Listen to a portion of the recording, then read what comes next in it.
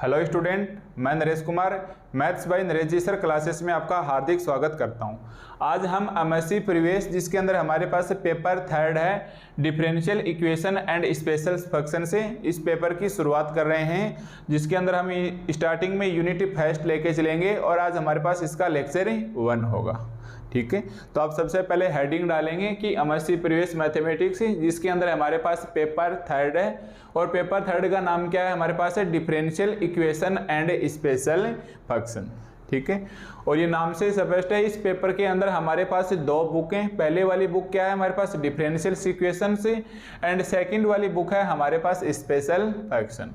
और हर पेपर की तरह हम इस पेपर के अंदर भी जो बुक लेंगे वो हमारे पास जेपीएच राइटर्स की होने वाली है। ठीक है, तो आज आप हेडिंग डालेंगे paper third differential equation and special function से, जिसके अंदर हमारे पास पहली बुक है डिफरेंशियल इक्वेशन से और ये वॉल्यूम सेकंड लिखा हुआ है। क्या लिखा हुआ है इसके ऊपर, बुक के ऊपर वॉल्यूम सेकंड, क्योंकि वॉल्यूम फर्स्ट है वो बीएससी सेकंड ईयर के अंदर, अगर आपके याद हो तो बीएससी सेकंड ईयर के पेपर का नाम भी क्या हुआ करता था, डिफरेंशियल इक्वेशंस। ठीक है, तो आज हम इसका वॉल्यूम सेकंड यानी बीएससी सेकंड ईयर के ही कुछ हाई लेवल के क्वेश्चंस करने वाले हैं जो हमारे पास एमएससी प्रीवियस के अंदर ही दिए गए हैं। इस वाले बुक के अंदर हमारे पास 3 यूनिट होंगी, जिसके अंदर हमारे पास यूनिट फर्स्ट होगा, unit second and unit third. और जो हमारे पास दूसरी बुक है स्पेशल फंक्शंस की, इसके अंदर 2 यूनिट है, unit fourth and fifth, unit fourth and fifth. ठीक है, तो आप ध्यान रखना कि डिफरेंशियल इक्वेशंस की बुक में unit first second and third है और स्पेशल फंक्शंस की बुक में हमारे पास यूनिट फोर्थ एंड फिफ्थ है। और ये सिलेबस हमारे पास कौन कौन सी यूनिवर्सिटी के लिए चल रहा है, तो इस वक्त आप स्क्रीन के ऊपर 4 यूनिवर्सिटीज के नाम देख रहे हैं, जिसके अंदर हमारे पास राजस्थान यूनिवर्सिटी जयपुर आ गई, शेखावती यूनिवर्सिटी है, एमएसबी यूनिवर्सिटी है और मत्स्य यूनिवर्सिटी अलवर की है। इस यूनिवर्सिटी से रिलेटेड अगर आपका कॉलेज है तो ये कोर्स आपके लिए फायदेमंद साबित हो सकता है। ठीक है, तो आज हमारे पास यूनिट फर्स्ट है, तो आप बताइए यूनिट फर्स्ट हमारे पास कौन सी बुक में रहने वाली है, डिफरेंशियल से इक्वेशन के अंदर। सबसे पहले जो इसका सिलेबस है डिफरेंशियल इक्वेशंस का, यूनिट फर्स्ट का सिलेबस है, आप इस वक्त स्क्रीन के ऊपर देख सकते हैं। क्या लिख रहा है कि हमारे पास है non linear ordinary differential equation से पर्टिकुलर फॉर्म से, Riccati equation, general solution and the solution when 1, 2 और 3 particular solution are known, total differential equation, partial differentiation से, equation of second order with variable coefficient से और Munge method. ठीक है, ये जो मैंने ब्लू पेन से टिक कर रखा है नीचे, ये हमारे पास टोटल क्या है यूनिट फर्स्ट का सिलेबस है जो हमारे पास एग्जाम में क्वेश्चंस पूछे जाएंगे। तो आज हम स्टार्ट करते हैं यूनिट फर्स्ट। तो आप सबसे पहले हेडिंग डालोगे यूनिट फर्स्ट और यूनिट फर्स्ट का सिलेबस मैंने आपको स्क्रीन के ऊपर दिखा चुका हूं। अब देखो हमारे पास बुक्स में बात कर लेते हैं। तो सबसे पहले हमारे पास यूनिट फर्स्ट में बुक कौन सी रहेगी, डिफरेंशियल इक्वेशन। तो आज आप हेडिंग डालेंगे यूनिट फर्स्ट, यूनिट फर्स्ट और हमारे पास से बुक कौन सी है, डिफरेंशियल इक्वेशंस। ठीक है, हमारे पास बुक क्या हो जाएगी, हमारे पास डिफरेंशियल इक्वेशन, और आज इसके अंदर हमारे पास इसका लेक्चर 1 है। नोट कर लो यूनिट फर्स्ट और लेक्चर 1। अब देखो हमारे पास जो ये सिलेबस है यूनिट फर्स्ट का, ये सिलेबस हमारे पास जेपीएच की बुक के अंदर है। जेपीएच की जो बुक है इसके अंदर हमारे पास है यूनिट फर्स्ट का सिलेबस, कौन कौन से एक्सरसाइज होंगी यूनिट फर्स्ट का सिलेबस है। तो इसके अंदर हमारे पास 3 चैप्टर आने वाले हैं यूनिट फर्स्ट में, चैप्टर 5, चैप्टर 6 एंड चैप्टर 12। ठीक है, चैप्टर 5 में हम ओनली टॉपिक 5.03 पढ़ेंगे। ओनली हम टॉपिक कौन सा पढ़ेंगे, 5.03, जिसके अंदर रिकाटी इक्वेशंस है, जो आज हम इसी इसी लेक्चर 1 के अंदर बात करेंगे। इसके अंदर हमारे पास एक एक्सरसाइज है, एक्सरसाइज 5.2 ओनली। ठीक है, वैसे तो इसके अंदर टोटल चैप्टर 5 का नाम लिख के दे रखा है नॉन लीनियर डिफरेंशियल इक्वेशन से पार्शियल पार्टिकुलर सॉल्यूशन के अंदर है, पर अपने एक्सरसाइज 5.2 के अंदर जैसे ही रिकाटी इक्वेशन पढ़ लेंगे हमें इसे यूनिट फर्स्ट के दोनों पार्ट मिल जाने वाले हैं। देखो यूनिट फर्स्ट में जो क्वेश्चन आएगा वो हमारे पास क्या आएगा, question number 1 A and B और question number 2 A and B. ये इसकी पहली यूनिट है, इसलिए हम इसके अंदर रिस्क नहीं लेंगे, हम इसके चारों पार्ट करके जाने वाले हैं, क्योंकि इसके अंदर मिक्सिंग होने के चांसेस रहते हैं और हर बार मिक्सिंग होती है। तो एक क्वेश्चन तो हमारे पास चैप्टर 5 है जिसकी एक्सरसाइज 5.2 से पूछ लेगा। सेकंड चैप्टर 6 में हम पढ़ेंगे टॉपिक 6.01, 2 एंड 3, 6.01, 02 एंड 03। इसके अंदर हमारे पास है टोटल 3 टॉपिक पढ़ेंगे जिसके अंदर 4 एक्सरसाइज पढ़ने वाले हैं। कौन कौन सी एक्सरसाइज भाई, 6.1 एक्सरसाइज, 6.2, 6.3 एंड 6.4।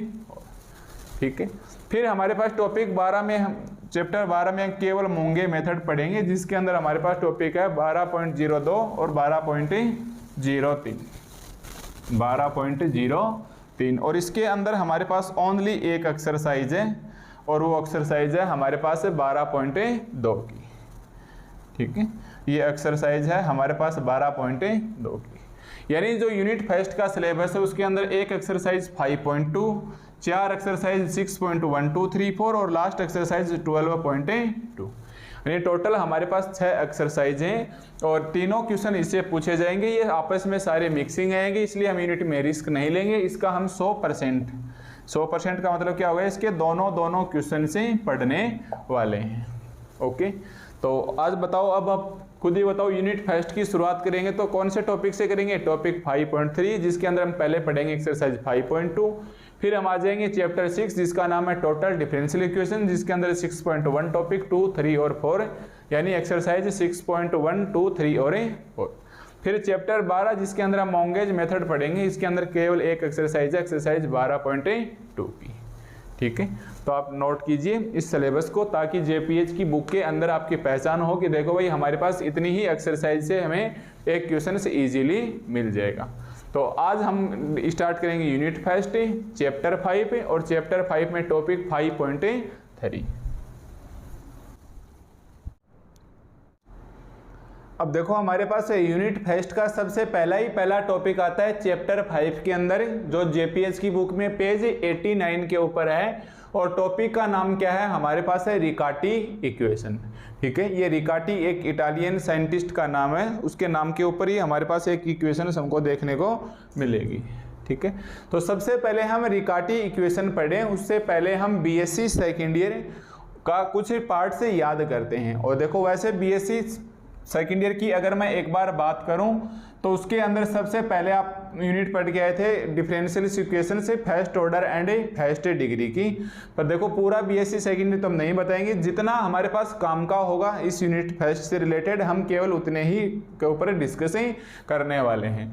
तो बीएससी सेकेंड ईयर में अगर आपका बैकग्राउंड हिंदी मीडियम रहा हुआ है तो आपने जरूर रेखिक अवकल समीकरण का नाम सुना होगा। ठीक है, जिसको आप लिखने की आदत डालो इंग्लिश में linear differential equations. Linear differential equations. ठीक है, जिसका बैकग्राउंड हिंदी मीडियम है वो जरूर पढ़ के आएगा। सेकंड यूनिट के अंदर या यूनिट फर्स्ट के अंदर ही आ जाता था रेखिक अवकल समीकरण लीनियर डिफरेंशियल इक्वेशन से, जिसे हम शॉर्ट में LDE लिखेंगे। ठीक है, लीनियर डिफरेंशियल इक्वेशंस। अब मैं आपको एक बार याद दिला देता हूँ, ये लीनियर डिफरेंशियल इक्वेशन आपके पास इस प्रकार से हुआ करती थी, dy/dx plus px into Y is equal to qx, जहाँ px और qx अक्ष के फलन हुआ करते थे। इसका आप IF निकाला करते थे, इंटीग्रल फैक्टर, जिसको हिंदी में क्या बोलते थे, समाकल गुणांक। याद आ रहा है ना भाई, थोड़ा थोड़ा आज से आपने मान लो 2 साल पहले अगर आप बीएड बीच में कर चुके हैं तो भी आपके याद आ जाएगा IF समाकल गुणांक या इंटीग्रल फैक्टर ये लिखना है आपको। साथ साथ एक तो हम ये वाला टॉपिक काम में लेंगे, इंटीग्रल फैक्टर क्या होता है, e की power integration px into dx, e की power integration px into dx, या चाहो तो आप ऐसे भी लिख सकते हो एक्सपोनेंशियल से इंटीग्रेशन से px इंटू dx। पर आपने इस प्रकार से इसको याद रखा होगा। तथा इसका सॉल्यूशंस क्या होता था, वो एक ही स्टेप में लिखते थे y into IF, y into I F integration से Q X into I F into D x plus C, Q X into I F into D x plus C, ये उसका आंसर से हुआ करता था। ठीक है, फिर आप उल्टा भी लिख देते थे D X upon D Y P Y into X is equal to Q Y, यहाँ X into I F Q X I F into D x plus C. तो सबसे पहले अपने को एमएससी प्रीवियस में ये रिकाटी इक्वेशंस पढ़े, उससे पहले आपको ध्यान रखना होगा कि एक्चुअली हमारे पास लीनियर डिफरेंशियल इक्वेशंस, देखो अब आप ए बिट डाल लो, रेखिक अवकल की बजाय क्या बोलोगे लीनियर डिफरेंशियल इक्वेशन से, और आई एफ को आप क्या बोलोगे इंटीग्रल फैक्टर। ठीक है, इसका इक्वेशन क्या होता है D Y by D x plus P X into Y is equal to Q X, और इसका सॉल्यूशन क्या होता है Y into I F integration Q X into I F into D x plus सी।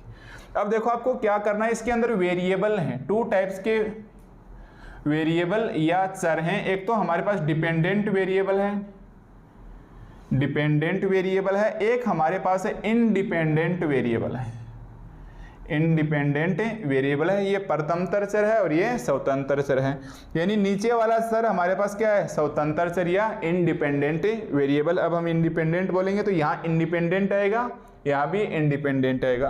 कहने का मतलब अब ये आपको रटना नहीं है, यहाँ y की जगह मान लो मैंने u लिख के दे दिया, तो यहाँ y की जगह क्या आ जाएगा u। अगर मैं y की जगह मान लो क्या आ गया अपने पास z आ गया, तो हम यहाँ क्या लिख के चलेंगे कि z इंटू आई एफ। अगर अपने पास ऐसे आ गया d z by d y, तो यहाँ अक्स की जगह कौन आएगा y एंड y।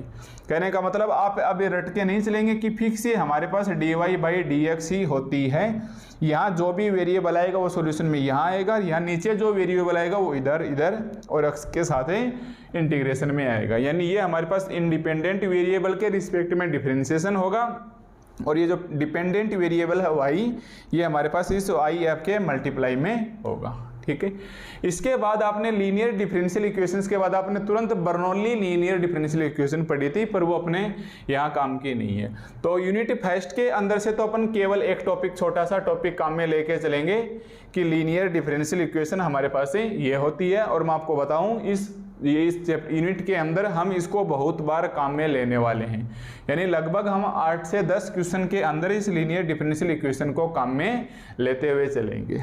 ठीक है, तो एक तो आपको बीएससी सेकेंड ईयर का ये याद आ गया। अब आ जाओ आप बीएससी सेकेंड ईयर की सेकेंड यूनिट के अंदर। सेकेंड यूनिट अब आप याद करो, सेकेंड यूनिट आपके हिंदी मीडियम वालों के लिए तो होती थी अचर गुणांकों वाला रेखिक अवकल समीकरण।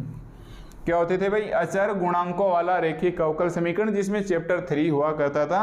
हम लिखेंगे लीनियर डिफरेंशियल इक्वेशन से, और देखो अब शॉर्ट में लिख दूं ना मैं, लीनियर डिफरेंशियल इक्वेशन से with constant coefficient, with constant coefficient, with constant coefficients, यानी अचर गुणांकों वाली रेखिक अवकल समीकरण।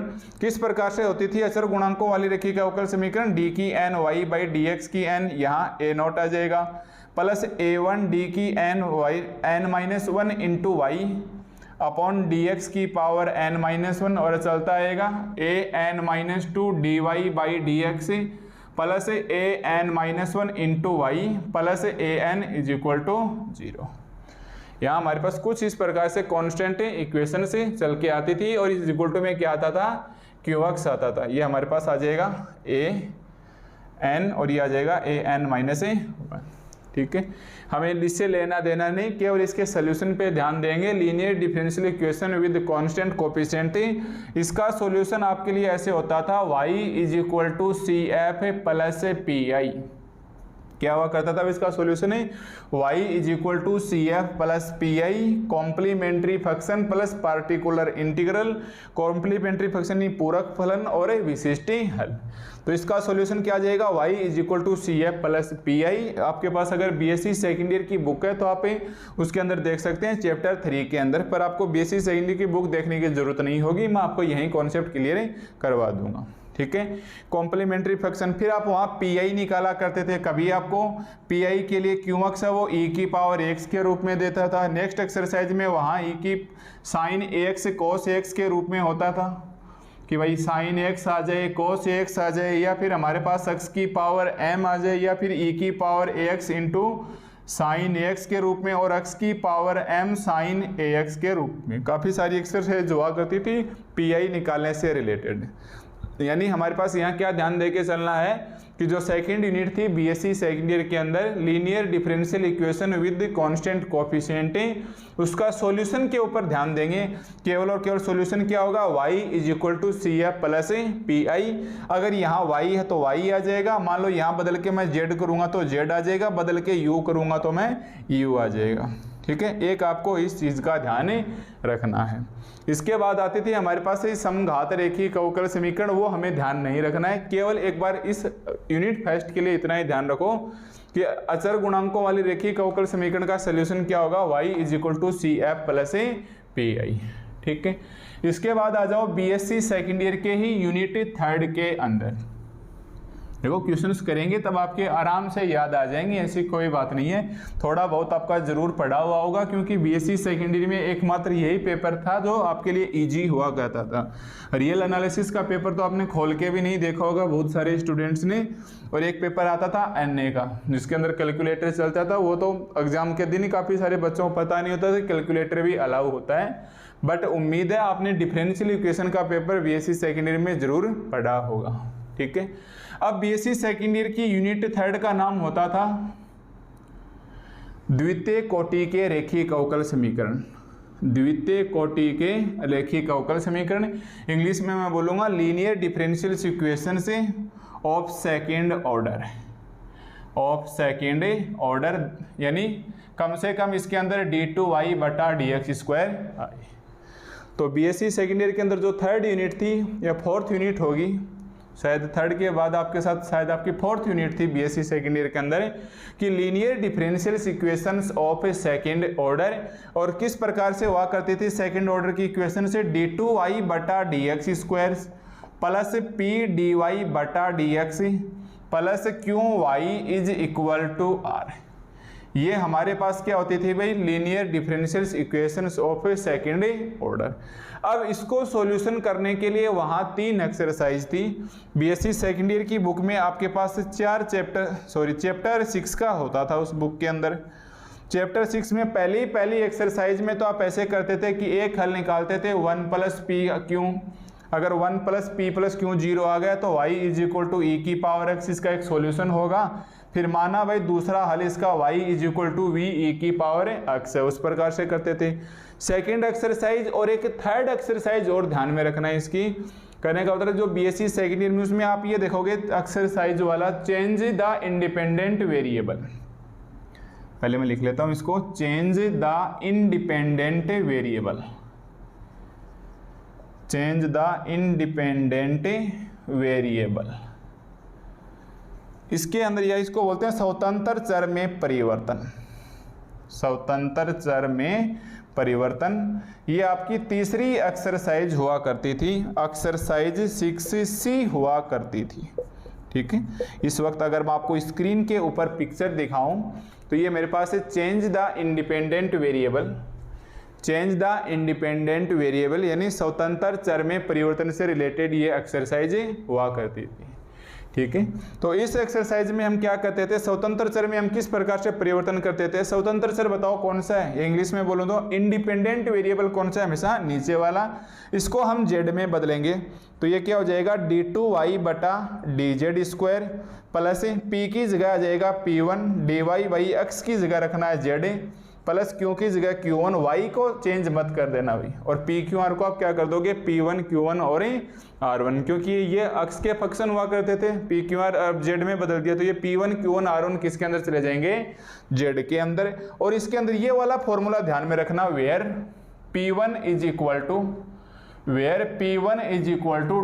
d2z/dx² plus p/dz/dx upon dz/dx का होल स्क्वायर। ये तो हमारे पास p1 होता था। q1 इस प्रकार से होता था, आप बुक्स में चेक कर लेना अगर आपके पास BSc सेकेंड ईयर की बुक होगी तो। और ये r1 = r/dz/dx का होल स्क्वायर। यानी हम जो इस यूनिट फर्स्ट के अंदर, बस ये लास्ट था जो हम काम में लेने वाले हैं। इसके बाद हम अपनी यूनिट फर्स्ट को स्टार्ट करने के लिए तैयार हो जाएंगे। ठीक है, तो इसके अंदर एक्सरसाइज 6C काम में लेंगे। हालांकि हम ये केवल 2 ही क्वेश्चन में काम में लेंगे, ज़्यादा क्वेश्चन नहीं है इससे रिलेटेड। फिर भी आपको ये ध्यान रखना है कि स्वतंत्र चर में परिवर्तन या चेंज द इंडिपेंडेंट वेरिएबल क्या होता है कि यहाँ y को बदल दो अक्स को बदल दिया z के अंदर, p p1 में, q q1 में और r r1 में। अब मैं बोलूँ भाई ये p1 क्या है, तो p1 का रिलेशन क्या है, d2z by dx square plus p dz by dx upon dz by dx का होल स्क्वायर। q1 क्या है, q upon dz upon dx का होल स्क्वायर और r1 r upon dz upon dx का whole square है। ठीक है, एक आपको इस चीज़ को ध्यान में रखना होगा। ओके भाई, फिर यहाँ हम z की वैल्यू निकालते थे, यहाँ कुछ कॉन्स्टेंट करके वो जैसे ही हम क्वेश्चंस में आएंगे वहाँ कॉन्सेप्ट क्लियर करवा दिया जाएगा। तो ये केवल 3 छोटी छोटी बातें, कौन कौन सी 3 बातें भाई, एक बार फिर से अगर मैं शॉर्टकट में बताऊँ तो LDE यूनिट फर्स्ट का लीनियर डिफरेंशियल इक्वेशंस, ये हमारे पास वास्तव में फर्स्ट ऑर्डर की हुआ करती थी। ठीक है, सेकंड के अंदर इसके अंदर कैसे ध्यान रखना है, dy by D x plus P X into Y is equal to Q X. इसके अंदर IF क्या निकलेगा, e की power integration p into D X और सोल्यूशन क्या हो जाएगा y इंटू IF इंटीग्रेशन से Q X into IF into D x plus C. एक तो आपको ये ध्यान रखना है। फिर सेकेंड यूनिट के अंदर आपको केवल क्या ध्यान रखना है, linear differential equation with the constant coefficient या अचर गुणांकों वाली रेखीय अवकल समीकरण, पर अब आपको हिंदी में याद रखना है विद कांस्टेंट कोफिशिएंट। इसके अंदर आपको केवल ध्यान रखना है y is equal to CF plus PI complementary function plus particular integral. किस प्रकार से निकालेंगे वो डायरेक्ट हम क्वेश्चन के अंदर देख लेंगे। थर्ड आपको ध्यान रखना है linear differential equation of A second order. ठीक है, सेकेंड ऑर्डर में हमारे पास d2y by dz square p Q R p1 q1 r1 में चले जाएंगे। p1 हमारे पास ये होगा d2z by dx square plus p dz by dx upon dx का whole square, q1 is equal to q upon dz by dx का whole square and r1 is equal to r upon dz upon dx का whole square. इसके अलावा हम एक भी word से ऐसा नहीं होगा जो हम यहाँ काम में लेने वाले हैं। ठीक है भाई, तो अब आप बिल्कुल तैयार हो यूनिट फर्स्ट, जिसके अंदर हमारे पास है सबसे पहला टॉपिक क्या है, चैप्टर 5 है, JPH की बुक है, पेज आपके पास स्क्रीन के ऊपर लिखा हुआ है और टॉपिक का नाम क्या है, रिकाटी इक्वेशंस। ठीक है, रिकाटी हमारे पास एक इटालियन साइंटिस्ट था, उसके नाम के ऊपर इस इक्वेशंस का नाम दिया गया। ओके भाई, चलो अब देखो सबसे पहले रिकाटी इक्वेशंस क्या होती है, तो हम सबसे पहले बोलेंगे ए फर्स्ट ऑर्डर। इसकी डेफिनेशंस देखो रिकाटी इक्वेशन की कि a first order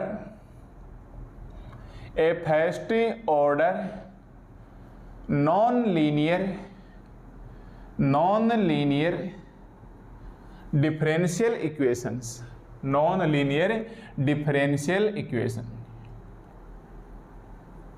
differential equation. सबसे पहले ये बताइए लीनियर डिफरेंशियल इक्वेशन क्या होती है भाई, लीनियर डिफरेंशियल से इक्वेशन से ऑफ ए फर्स्ट ऑर्डर, कौन सी होती है भाई, फर्स्ट ऑर्डर की लीनियर डिफरेंशियल इक्वेशन से, जो मैंने आपको अभी भी बताई थी, dy by D x plus P x p y is equal to q. ये हमारे पास क्या होती है भाई, लीनियर डिफरेंशियल इक्वेशन होती है फर्स्ट ऑर्डर की। आज हमें क्या लेना है, नॉन लीनियर मतलब ये नहीं होना चाहिए हमारे पास है। तो ये क्या इक्वेशन क्या आ जाएगी हमारे पास है, dy by D x is equal to p plus q y. अगर मैं यहाँ तक छोड़ दूं तो ये कहीं ना कहीं मेरे पास लीनियर इक्वेशन बन जाएगी। तो हमको लिखना होगा ry स्क्वायर। ठीक है, ये इक्वेशन 1 आ गई। वेयर पी क्यू आर क्या है, where p q r, capital p q r function of x और कांस्टेंट भी हो सकते हैं। ठीक है, और किसका फंक्शन होगा, हमेशा जो इसके नीचे वेरिएबल लिखा हुआ होता है ये हमारे पास है इंडिपेंडेंट वेरिएबल के ही क्या होंगे, फंक्शंस होंगे। तो ये जो इक्वेशन लिखी हुई है dy by D x is equal to p plus q y plus r y square, यही हमारे पास क्या कहलाती है, रिकार्टी इक्वेशन कहलाती है। तो आप इसको लिख सकते हो कि इक्वेशंस 1 इज नोन एज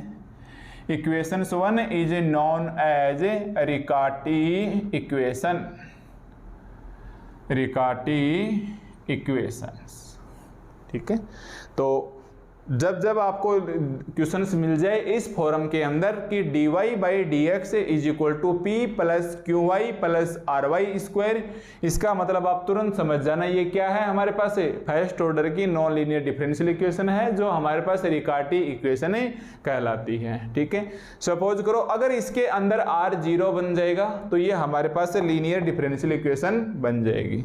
आप रटोगे नहीं भाई, लीनियर डिफरेंशियल को जरूरी नहीं है p इधर हो, ये p इधर भी आ सकता है, ये q इधर भी आ सकता है, या ये p प्लस का भी हो सकता है, ये माइनस का भी हो सकता है। तो अगर मेरे को r 0 कर दिया जाए तो dy by D x p plus q y बन जाएगा। ठीक है, तो इस चीज़ को आपको ध्यान रखना है कि रिकार्टी इक्वेशन हमारे पास एक्चुअली क्या होती है, dy by D x is equal to p plus q y plus r y square. Okay भाई, अब हम इसका सॉल्यूशन करेंगे या हम इसको प्रूफ करेंगे कि इसका सॉल्यूशन हमारे पास क्या आएगा। तो सबसे पहले तो आपको क्वेश्चंस पहचान करनी होगी कि आपको जैसे आप यूनिट फर्स्ट के अंदर आएंगे 4 क्वेश्चन देंगे, या तो आपको क्वेश्चन में लिख के दे देगा रिकार्टी इक्वेशन, पर इस पेपर की खास बात है 5 ही यूनिट के अंदर आपको ऐसे देगा सोल्व द डिफरेंशियल इक्वेशन, और यहाँ क्वेश्चंस लिख के देगा। इसके अलावा कहीं कुछ भी नहीं बताएगा कि ये रिकार्टी इक्वेशन से होगी, या आगे हम चैप्टर 6 पढ़ेंगे उसके अंदर ये टोटल डिफरेंशियल इक्वेशन से होगा, या उसके बाद हम चैप्टर 12 का पढ़ेंगे जिसके अंदर मोंगेज मेथड से ये क्वेश्चंस होंगे, लिख के नहीं देगा। हर बार क्वेश्चंस की लैंग्वेज यही आएगी कि सोल्व द डिफरेंशियल इक्वेशंस। ठीक है, तो आपको सबसे पहले क्वेश्चंस की पहचान करना है, और क्वेश्चंस की पहचान हमारे पास क्या है, dy by D x plus मतलब एक तो y का गुणांक आएगा, एक y स्क्वायर के कोफिशिएंट आएगा और एक अचर आएगा। ये अक्ष के फंक्शन भी हो सकते हैं या फिर ये हमारे पास कांस्टेंट भी हो सकते हैं। ठीक है, हम बार बार यहाँ क्वेश्चंस करेंगे तो आप इसको इजीली पहचान जाओगे। अब आपको लिखो इसका सॉल्यूशन, ये तो इसकी डेफिनेशंस थी, अब हम इसका क्या करेंगे, सॉल्यूशंस करेंगे। सॉल्यूशंस में हम क्या लिखेंगे, late us suppose that the solution से, देखो सबसे पहले एक लाइन में लिख लेता हूँ कि लेट अस सपोज दैट, सबसे पहले हमने माना कि let us suppose that the solutions of above equations 1, the solutions जो हम सॉल्यूशंस करेंगे वो solutions of above equations 1 is given by solutions of equations 1 is given by y is equal to minus u1 upon ru।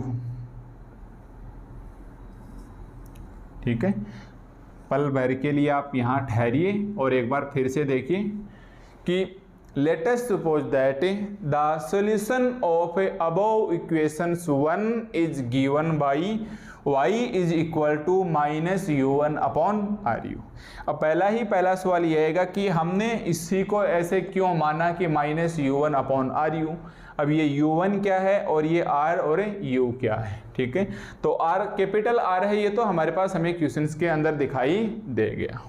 Okay, तो सबसे पहले हम इसका solutions क्यों मानेंगे, क्योंकि एक बार आप प्रीवियस क्लासेस यानी B.Sc सेकेंड ईयर के अंदर याद करो कि जैसे ही हम ऐसे पढ़ते थे linear differential equations of second order, यानी द्वितीय कोटि की जब आपने रेखीय अवकल समीकरण निकाले थे, क्या होती थी द्वितीय कोटि d2y by D x square plus p dy by D x plus q y is equal to r, ये हुआ करती थी हमारे पास सेकंड ऑर्डर की, इसका ऑर्डर कितना है 2 ही तो है भाई, सेकंड ऑर्डर की लीनियर डिफरेंशियल इक्वेशन। उसके अंदर हम ऐसे करके देखते थे कि अगर 1 प्लस p प्लस क्यू बराबर 0 बन जाए तो मैं ऐसे कहूँगा देखो भाई y is equal to e की पावर x इसका एक सॉल्यूशन है। फिर 1 माइनस पी प्लस क्यू 0 आता था तो हम ये बोलते थे कि देखो भाई y is equal to e की पावर माइनस एक्स इसका सॉल्यूशन है। फिर p plus q x is equal to 0 आता था तो आप ऐसे बोलते थे देखो भाई y is equal to x इसका क्या है, एक ही सॉल्यूशन है। तो एक सॉल्यूशन तो आप ये लिखते थे, फिर तुरंत बोलते थे कि माना इसका दूसरा हल v e की पावर एक्स होगा। तो कहने का मतलब हमें कोई ना कोई एक ऐसा सॉल्यूशंस माने जिसके अंदर से ये हमारे पास इक्वेशंस नॉन लीनियर डिफरेंशियल से किसी एक ऐसी इक्वेशंस के अंदर चेंज हो जाए जो हमने पहले से वैल्यू निकाल के रखी हुई है। जैसे हमने सेकंड ऑर्डर के डिफरेंशियल इक्वेशन सॉल्व किए हुए हैं, अगर मैं इस नॉन लीनियर को इस सेकंड ऑर्डर के अंदर चेंज कर लूं तो हमें कोई ना कोई एक सॉल्यूशन से ऐसा मानना होगा। तो एक बार तो ये आपके समझ में नहीं आएगा, पर जैसे हम बार बार क्वेश्चंस या इसी के अंदर जैसे लास्ट में हम प्रूफ करेंगे तो आप इजीली समझ जाओगे कि हमने यही सॉल्यूशन से क्यों लिया।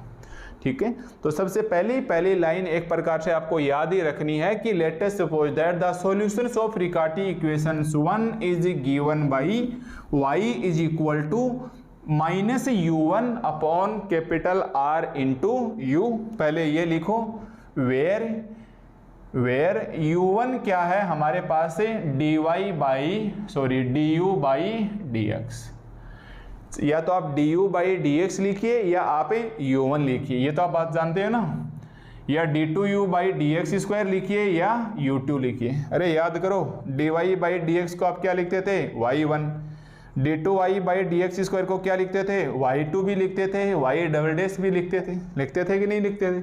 तो हमारे पास ये जो स्वतंत्र डिपेंडेंट वेरिएबल है, सॉरी डिपेंडेंट वेरिएबल ऊपर वाला होता है और इनडिपेंडेंट वेरिएबल हमारे पास ही नीचे वाला होता है। तो इस y की जगह तो हमारे पास आ जाएगा u, इस y की जगह तो हमारे पास क्या आ जाएगा u। तो dy बाई dx कितना बचेगा du बाई dx यानी u1।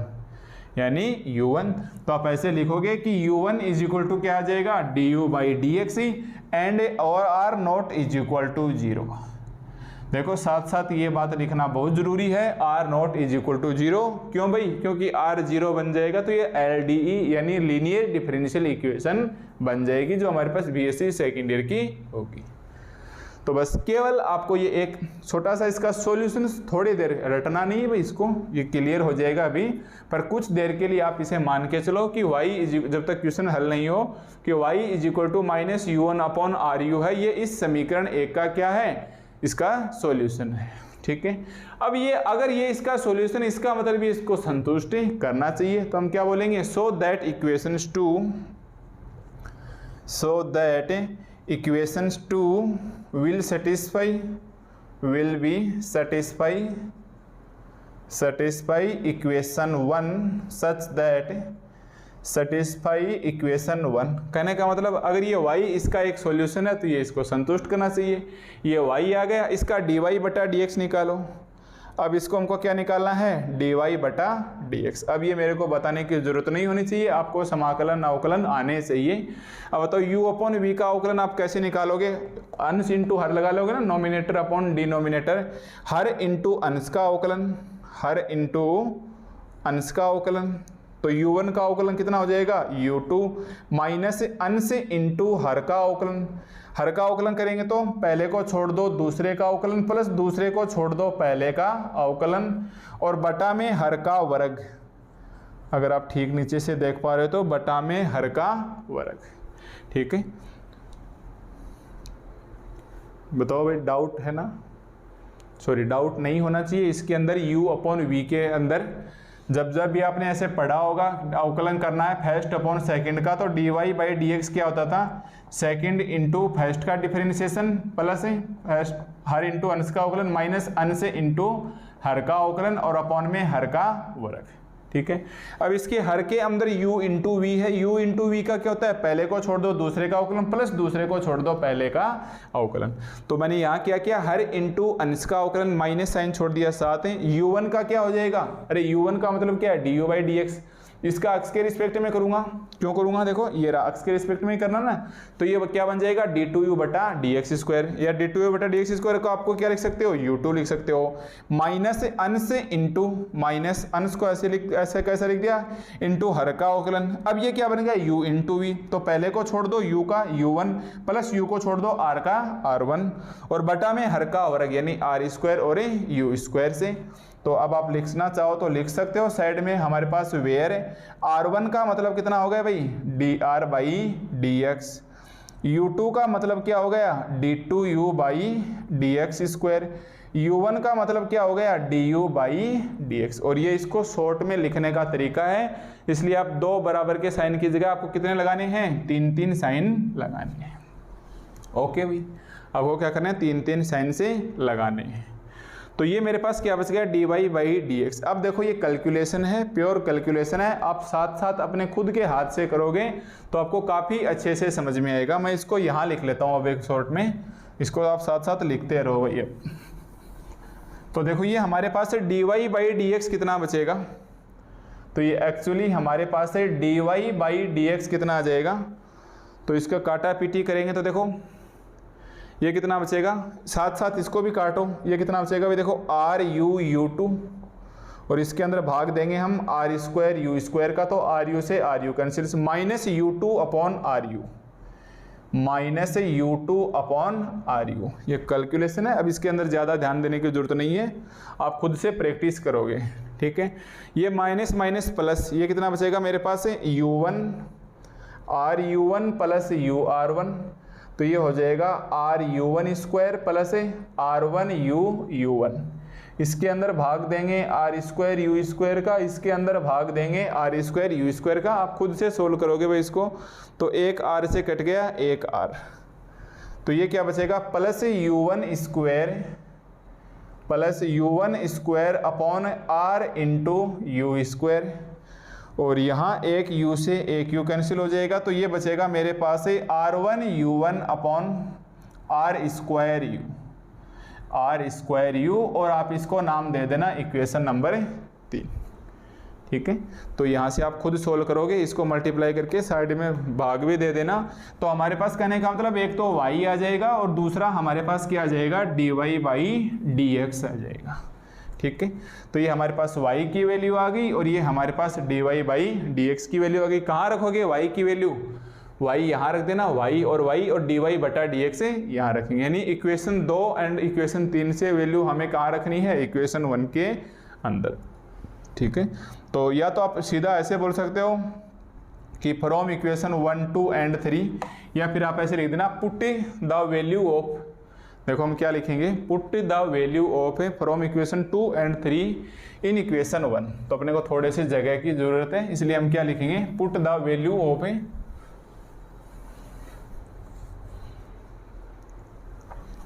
देखो अब हमको क्या लिखना है, putting the value of, putting the value of, ये लाइन याद ही रख लेना चाहिए, putting the value of y and dy by dx, y and dy by dx from equations 2 and 3, from equations 2 and 3 in equation 1, in equations 1 we get, in equations 1 we get, ठीक है। Equation 1 कौन सी थी भाई हमारे पास, dy by dx p plus qy plus ry square, ठीक है, ऊपर लिखी थी ना मैंने। तो अब क्या करोगे, putting the value of y and dy by dx from equations 2 and from equations 3 in equation 1 we get. तो रखो वैल्यू, dy बटा dx की जगह रखो तो कितना आ जाएगा, minus u2 upon capital ru, तो ये तो आ गई minus u2 upon ru plus u1 square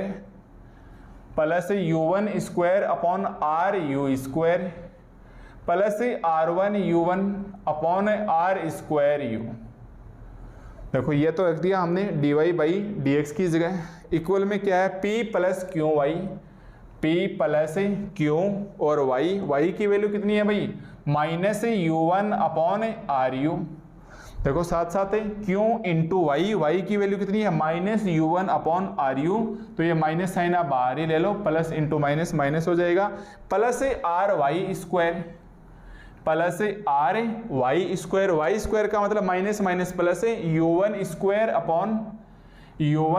upon r square u square, r square u square, ठीक है, आर इंटू वाई स्क्वायर, तो वाई स्क्वायर का मतलब कितना हो जाएगा ये minus minus plus u1 square r square u square, उसके साथ में क्या लग गया r लग गया। अब इसके अंदर जो काटा पीटी होती है उसको काटो। देखो एक r से मेरे पास क्या हो गया, एक r कैंसिल, क्या बच गए भैया u1 square upon r u square, u1 square upon r u square, यानी u1 square upon r u square से u1 square upon r u square cancel हो जाएगा, ठीक है। तो हमारे पास नेक्स्ट स्टेप में क्या बचेगा, नेक्स्ट स्टेप में हमारे पास बचेगा माइनस u2। अब ये कैलकुलेशन है, आप चाहो तो इसको अपने इस वीडियो की स्पीड फास्ट कर सकते हो। कितना बच गया भैया माइनस का u2 upon r u plus r1 u1 upon r square u, और यहाँ कितना बच गया ये मेरे पास है p minus q u1 upon r u, ठीक है। यहाँ एलसीएम ले लो नीचे आर स्क्वायर यू, तो ये कितना बचेगा माइनस का आर यू टू, ये कितना बचेगा माइनस का आर यू टू, और ये आर वन यू वन, इधर आप एलसीएम ले लो आर यू, तो ये कितना बचेगा पी आर यू माइनस का क्यू यू वन। देखो एक आर यू से एक आर यू कैंसिल, इस आर को आप इधर भेजो, तो इस आर को इधर भेजेंगे तो ये हो जाएगा p r square u minus q r into u one, और ये बचेगा माइनस आर यू टू और r one u one, r one u one, ठीक है। साथ साथ इसको भी इधर ले चलो, तो ये हो जाएगा r u two minus r one u one plus p r square u minus q r और यू वन, और बराबर में क्या बचेगा 0, यानी ये हमारे पास स्टेप्स को इधर ले आए तो हमारे पास ये बच गया। अब देखो इसके अंदर भी u1 है और इसके अंदर भी u1 है, यानी इसको ऐसे लिख सकते हो ना आप आर यू टू माइनस ये आ जाएगा r1 plus q r into u one plus p r square u is equal to 0, plus p r square u is equal to 0, ठीक है। तो आप इसकी स्टेप्स खुद सोल्व करते हुए लाओगे। यहाँ तक सोल्व करने के बाद देखो आप लिखते हैं ना, मैं तो अपने स्पेस की वजह से हटा रहा हूँ, तो अपने पास एक्चुअली इक्वेशंस क्या बच गई भाई आर यू टू। देखो एक्चुअली हमारे पास इसकी इक्वेशंस क्या बच गई r u two minus q r plus r one, एक ही बात है ना, q r plus r one into u one plus p r square u plus p r square u is equal to 0, और ये हमारे पास आ गई इक्वेशन 4। देखो ये हमारे पास क्या आ गया भाई इक्वेशन नंबर 4 आ गया, ओके। तो ये कितना बच गया हमारे पास है r u two minus q r plus r one into u one plus p r square u is equal to 0। अगर आप इसको एक नज़र के अंदर देखोगे, आर को मैं इधर लेके जाऊं तो ये वास्तव में क्या बचेगा u2 माइनस आर का भाग दूंगा तो ये कितना बचेगा r1 upon r into u one plus p r into u is equal to 0। यानी अगर इसको हम और सिंप्लीफाई करना चाहें तो u2 का मतलब क्या हो गया भाई d2u बटा dx स्क्वायर, u1 का मतलब कितना हो गया du by dx plus u is equal to 0। आप एक बार कंपेयर करके देखो, u की जगह y रख के देखो d2y बाई dx स्क्वायर, ये कांस्टेंट वैल्यू है, छोड़ो इसको, या जो भी वैल्यू है, u की जगह y रखा dy by dx plus y is equal to 0। अब याद करो ये d2y by dx square plus p dy by dx plus q y is equal to मान लो कोई वैल्यू आ गई r, ये हमारे पास कौन सी इक्वेशन बन गई भाई सेकंड ऑर्डर की इक्वेशन बनी कि नहीं बनी। क्या इसके ये जो कोफिशिएंट है ये नियतांक हैं? नहीं। क्यों? क्योंकि ये पी क्यू आर हमारे पास फंक्शंस हैं, एक्स के भी हो सकते हैं और कांस्टेंट भी हो सकते हैं, इसलिए हम श्योर नहीं है कि हमारे पास अचर गुणांकों वाली रैखिक समीकरण होगी। पर हम इसको बोल सकते हैं कि जो इक्वेशंस 4 है ये क्या है? लीनियर डिफरेंशियल इक्वेशन है। और कौन से ऑर्डर की है भाई? सेकंड ऑर्डर की। तो हम क्या बोलेंगे कि इक्वेशन से 4 is second linear differential equations, linear differential से इक्वेशन से, या आप शॉर्ट में लिखोगे LDE, linear differential equations of A second order, of A second order, ये ठीक है। तो हम चले थे नॉन लीनियर फर्स्ट ऑर्डर की इक्वेशन से कहाँ पहुँच गए हम? लीनियर डिफरेंशियल इक्वेशन के सेकंड ऑर्डर के ऊपर। अब सेकंड ऑर्डर की लीनियर डिफरेंशियल इक्वेशंस कैसे सोल्व की जाती हैं ये हम बीएससी सेकेंड ईयर के अंदर सीख चुके हैं। जैसे हम नेक्स्ट लेक्चर के अंदर इसका क्वेश्चंस करेंगे एक्सरसाइज के अंदर, तब वहाँ पर ये कॉन्सेप्ट क्लियर कर दिया जाएगा। पर आपको पता है डिफरेंशियल इक्वेशन के अंदर जितने ऑर्डर होते हैं उतने ही ऑलवेज क्या होते हैं? कॉन्स्टेंट होते हैं। जैसे मान लो क्वेश्चन ऐसे आ गया dy/dx प्लस 2y = 5 को हल करो, तो एक ऑर्डर है तो इसके आंसर में अक्स y और एक c आएगा, ये आंसर आएगा, कुछ भी आओ पर एक अक्स का कोएफिशिएंट y का कोएफिशिएंट और एक अचर आएगा। अगर मैं ऐसे बोलूं भाई d2y/dx² भी है तो c1 और c2 दो कांस्टेंट आएंगे, तीन होते तो c1 c2 और c3, यानी जितने ऑर्डर की होती है हमारे पास उतने ही क्या होता है इसके अंदर कांस्टेंट होते हैं। तो आप लिखोगे कि इक्वेशंस जो ये 4 है ये हमारे पास क्या कहलाती है? Linear differential equations of A second order, और इसके दो कांस्टेंट होंगे। ठीक है, अब इसके हम एक बार मान लेते हैं क्योंकि हमारे पास क्वेश्चंस तो है नहीं, इसलिए हम इसको एक बार स्टैंडर्ड रूप में ही लिखेंगे। Now let it two linear independent Now let its two linear independent f(x) and g(x). अब मान लिया इसके कोई भी दो सोल्यूशन हैं हमारे पास। इंडिपेंडेंट का मतलब नीचे क्या है? हमेशा अक्स था ना हमारे पास इस क्वेश्चन के अंदर। देखो क्वेश्चन के अंदर हमारे पास क्या था वास्तव में? dy/dx is equal to p plus qy plus ry²। तो ये इंडिपेंडेंट वेरिएबल क्या है? एक्स है। तो हमने लिख लिया कि now let it's two linearly independent f(x) and g(x), then solution of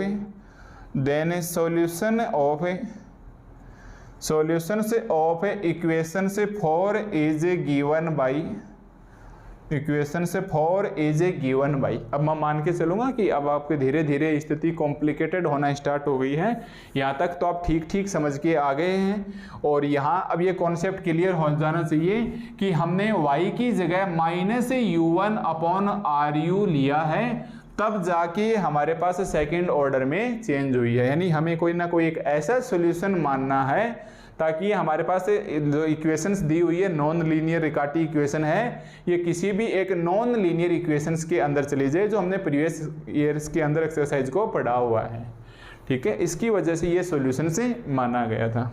okay, तो हम क्या लिखेंगे? अब इसके जो सॉल्यूशन है वो हम लिखेंगे कि u = a(f(x) plus b(g(x), a(f(x) plus b(g(x), where a b are arbitrary constants, where capital A B are arbitrary constant। ठीक है, आर्बिट्रेरी का मतलब क्या होता है? स्वैच्छिक कांस्टेंट है, अपनी इच्छा के द्वारा माने गए नियतांक। आप चाहो तो a1 और a2 ले सकते हो, या फिर आप a एंड b ले सकते हो। ठीक है, मैंने जो नोट्स बना रखे हैं उसके अंदर मैंने a1 एंड a2 ले रखे हैं, ये कांस्टेंट है, आप इसकी जगह कुछ भी ले सकते हो।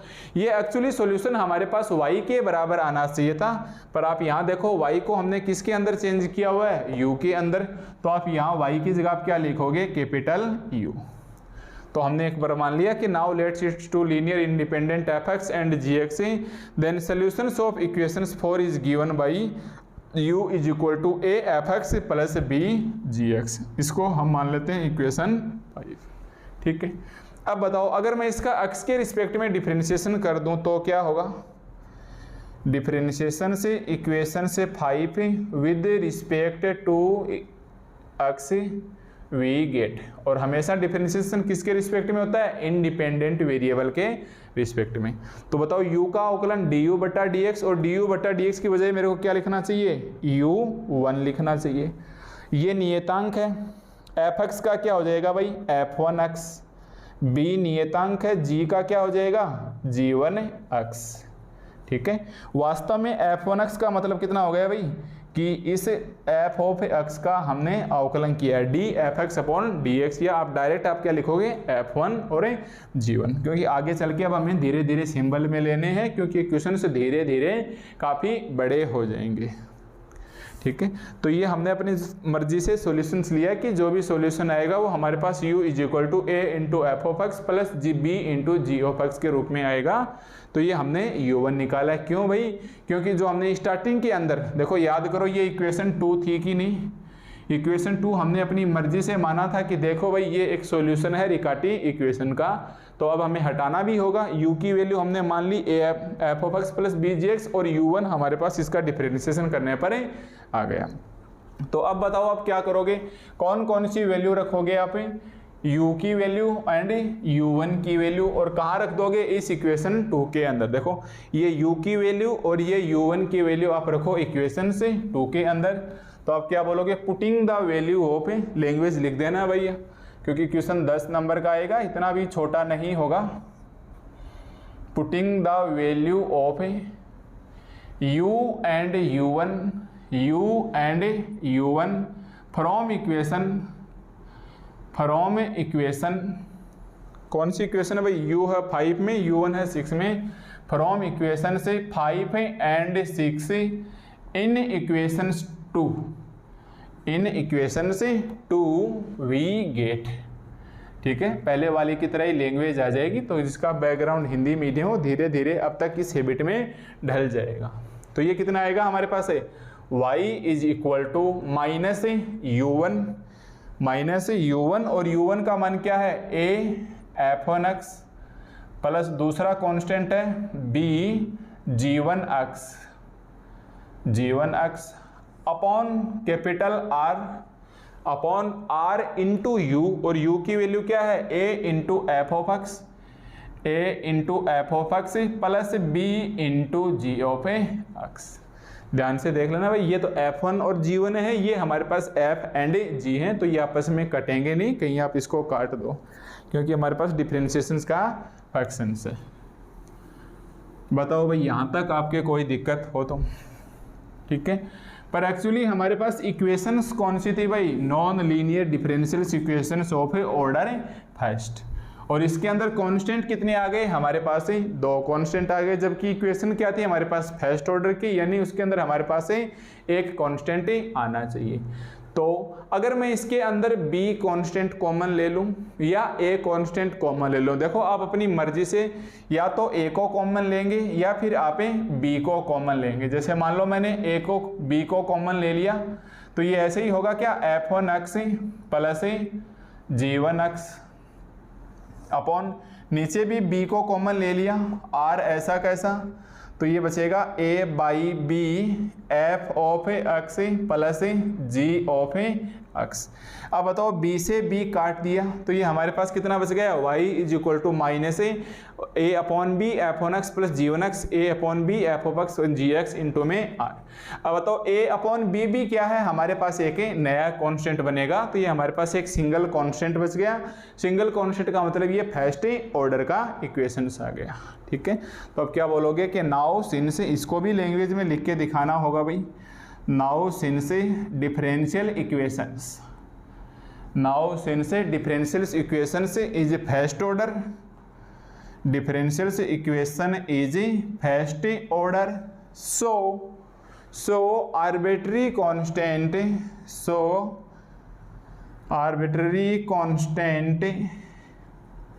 अब आप ये सोचोगे कि ये फर्स्ट ऑर्डर की कहाँ से आ गई, तो देखो स्टार्टिंग का क्वेश्चन देखो, वास्तव में हमारे पास रिकाटी इक्वेशन क्या है, p plus q y plus r y square, ये हमारे पास क्या है, फर्स्ट ऑर्डर की है। ये बात अलग है कि हमारे पास है नॉन लीनियर डिफरेंशियल इक्वेशन है, पर देखो ऑर्डर तो इसका फर्स्ट ही है ना, और यहाँ हमारे पास दो कांस्टेंट आ गए, मतलब सेकंड ऑर्डर का था। हमने दोनों कांस्टेंट को देखो एक बना लिया, a बटा b के फॉर्म में। a बटा b एक नया कांस्टेंट आ गया, तो मैंने लिख दिया कि नाउ सिंस, यानी चूंकि जो डिफरेंशियल इक्वेशंस थी, गिवन इक्वेशन थी ना, ये तो था हमारे पास इक्वेशन 1, जो डिफरेंशियल इक्वेशंस थी वो फर्स्ट ऑर्डर की थी। So arbitrary constant a by b, यहाँ लिख लो, so arbitrary constants a by b replace any arbitrary constant, replace any arbitrary constant capital C ले लो। यानी ये हमारे पास आर्बिट्री था a बाई बी, इसको हमने मर्जी से एक नया नियतांक नाम दे दिया c। तब हमारे पास क्या आ गया, देन वी गेट, तो a बटा b की जगह आप क्या ले लोगे, इसको रिप्लेस कर दो अन्य आर्बिट्री कांस्टेंट c से। तो मेरे पास एक्चुअली आंसर कितना आ जाएगा, y is equal to minus c f1x plus g1x upon capital R, इसकी जगह भी कौन आ गया, c f of x plus g of x, और ये इक्वेशन आ गया हमारे पास है 6 नंबर का। 6 तक दे चुके हैं, तो ये इक्वेशन आ गया हमारे पास है 7 नंबर का। ठीक है, तो ये हमारे पास इसका आंसर आ गया कि y is equal to minus c f1x plus g1x upon capital R c of fx plus gx which is desired result. जो इच्छा हो गई ना, डिजायर का मतलब अपनी स्वेच्छा से एक रिजल्ट दे दिया, क्योंकि हमने fx gx अपनी मर्जी से माने थे, इसलिए इसका फिक्स सॉल्यूशन नहीं है। ये क्या गया, डिजायर रिजल्ट आ गया। तो which is desire result of Riccati equations, of Riccati equations. Yes, ये हमारे पास क्या आ गया, एक सॉल्यूशंस आ गया।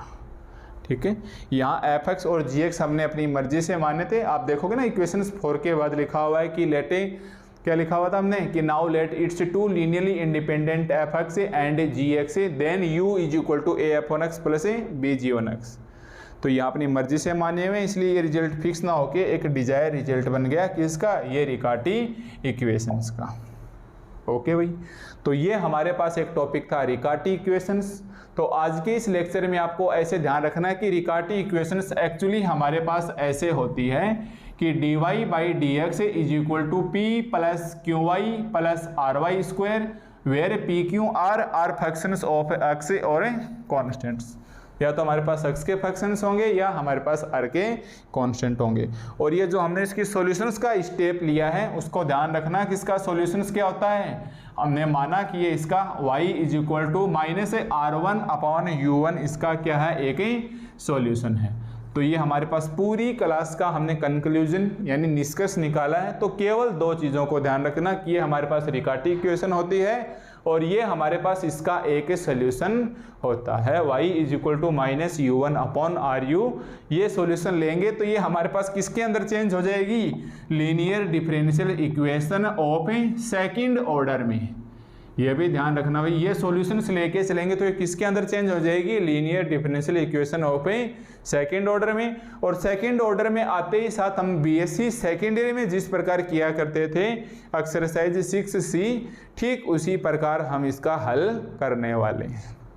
ठीक है, तो ये आज हमारे पास है इस differential equation and special function के यूनिट फर्स्ट का फर्स्ट लेक्चर था। इसके अंदर केवल बेसिक बताया गया है और इसके अंदर आपको पहचान करनी होगी रिकाटी इक्वेशन की। और वैसे भी इसका क्वेश्चन रिकाटी इक्वेशंस का ही आएगा इस एक्सरसाइज के अंदर। तो ध्यान में रखोगे dy बाई डी एक्स ये p है, y के कोफिशिएंट में लिखा हुआ वैल्यू q का माना जाएगा, y स्क्वायर के कोफिशिएंट में लिखा हुआ वैल्यू r का माना जाएगा। और ये r कभी जीरो नहीं होगा, क्योंकि जीरो हो जाएगा तो ये बीएससी सेकेंड ईयर की यूनिट फर्स्ट के अंदर चले जाएगी लीनियर डिफरेंशियल इक्वेशन के अंदर। ठीक है, तो ये आज का हमारे पास एक बेसिक लेक्चर ही मान के चलेंगे। यहाँ तक हमने एक्सरसाइज का कोई भी क्वेश्चन नहीं किया है। अब जैसे ही हम आगे लेक्चर 2 में आएंगे तो हम सबसे पहले इस रिकाटी इक्वेशन की ये जो हमने प्रोसेस फॉलो किया है उससे रिलेटेड हम एक क्वेश्चन से देख लेंगे, ठीक है। तो तब तक आप इसकी एक बार प्रैक्टिस कीजिए। यहाँ आप स्टार्टिंग से लेक्चर यानी रिकाटी इक्वेशन से लेके फिर से आप इसको सोल्व कीजिए, क्योंकि आपके एग्जाम अभी पास में चल रहे हैं, तो साथ साथ प्रैक्टिस करना बहुत ही ज़रूरी है, ठीक है भाई। अब आपको मिलते हैं नेक्स्ट लेक्चर 2 के अंदर।